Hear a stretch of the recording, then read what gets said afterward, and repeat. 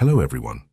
In this video, we will continue the storyline from the series Black Knight, and never forget that I always pray for you and your family to be happy and healthy always. From the last scene where 58 and Sawol start working together to stop Ryu from destroying everyone in the refugee district. Not only that, it turns out that Ryu deliberately poisoned the air there to continue running Cheonmyong Corporation's oxygen business. Now, can 58 and Sawol stop this chaos? Let's dive into the story. After witnessing the events affecting the refugees, 58 is reminded of a past incident that claimed the lives of many refugees. Determined to prevent a similar tragedy from happening again, he decides to take action. 58 tries to interrogate one of the men with the triangle tattoo that he captured earlier, but despite his various attempts, the man refuses to reveal the person who ordered them to do all of this. Although 58 doesn't know the mastermind, they are aware that all of this is orchestrated by Cheonmyong Corporation, so 58 plans to apprehend the company's CEO, Ryu Seok. In addition, 58 collaborates with Sawol, hoping that together they can crack the password on the cell phone belonging to the man with the triangle tattoo. The phone contains a wealth of data about the recent abductions and bombings in the refugee district. On the other hand, after winning the final match, Sawol notices a scar on his head and finally realizes that the reason he didn't die despite being shot is because he is a mutant. Shortly after, he undergoes several tests and receives a new name as Courier 57, along with his own barcode. However, unbeknownst to him, the test results are handed directly to Ryu.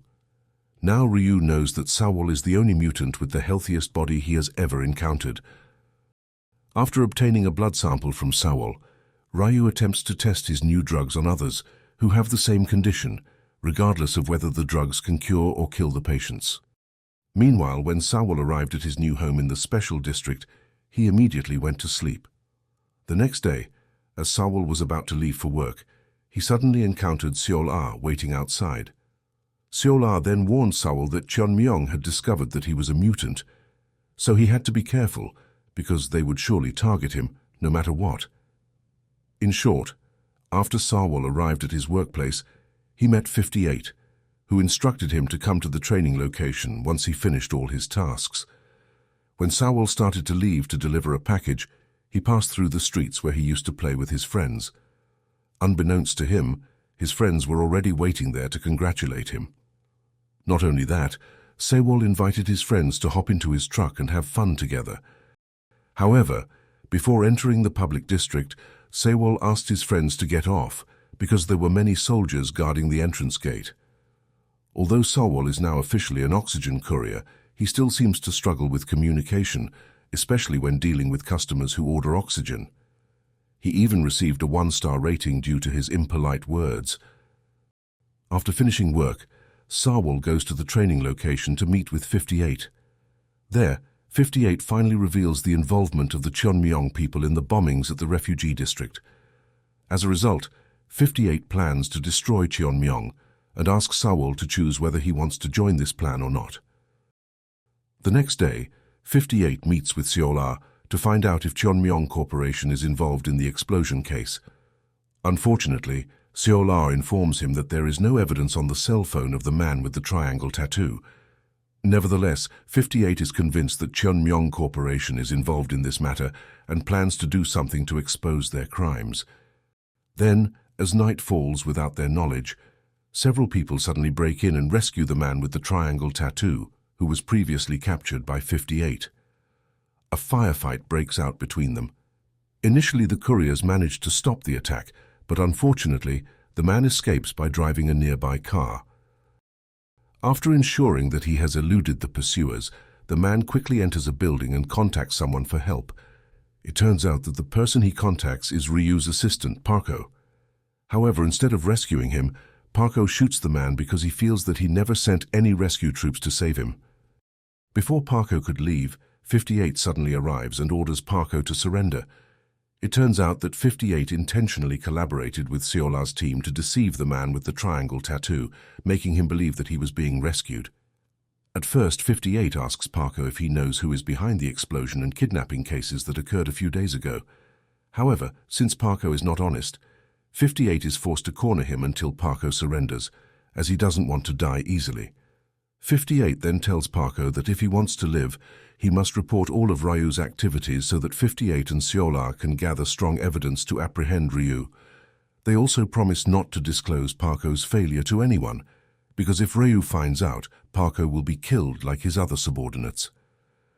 Several days later, 58 successfully exposes the crimes committed by Cheonmyong in the public district, particularly their deliberate pollution of the air, to make the residents constantly rely on buying oxygen from their company.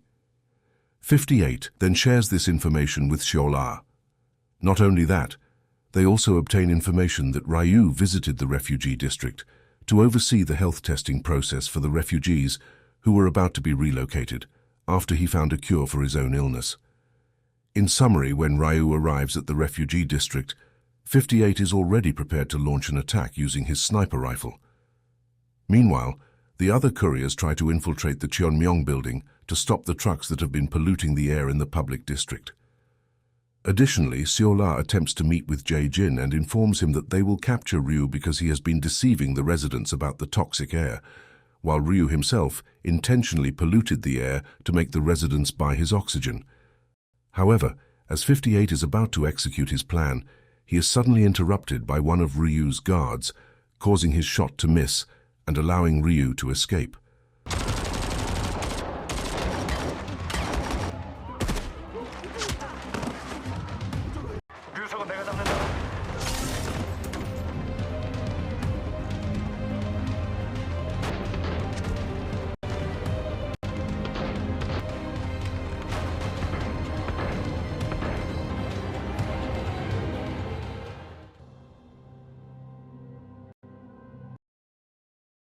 After the incident, Parko informs Ryu that all of this was the work of the couriers led by 58.